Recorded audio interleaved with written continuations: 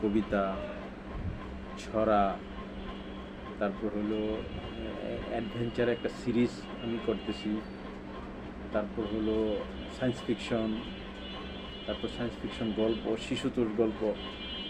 এই সাহিত্যের মোটামুটি সবগুলো মাধ্যমেই অল্প বিস্তর আমি টাচ করে যাচ্ছি।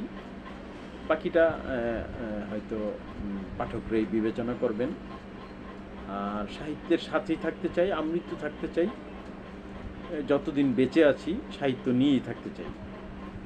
সাহিত্য মনে প্রাণে আছে, হৃদয় জুড়ে আছে, আমার মেধা মননে সাহিত্য আছে। লিখতে ভালোবাসি, পড়তেও ভালোবাসি, নিজের লেখা বারবার পড়তে ভালোবাসি, পড়ি, আবার অন্যান্য লেখাও পড়ি। খুব মানে এটা আসলে একটা দারুণ কিছু সময়, দারুণ কিছু মুহূর্ত, একটা সৃষ্টিশীল কাজ করার যে আনন্দ সেটা প্রতিনিয়ত উপভোগ করি। এবং এই যে আনন্দ সেটা আসলে ভাষায় প্রকাশ করার মতো না।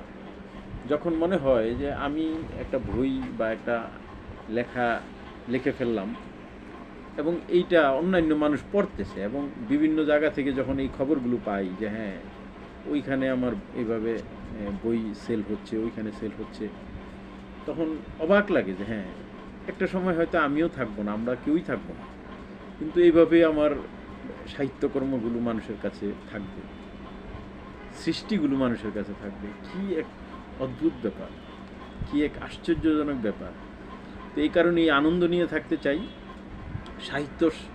সাহিত্যর মাঝে থাকতে চাই, লেখালেখি নিয়ে থাকতে চাই। সবাইকে ধন্যবাদ।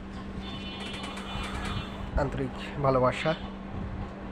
বদরুল ভাই অনেক সুন্দর কথা বলল।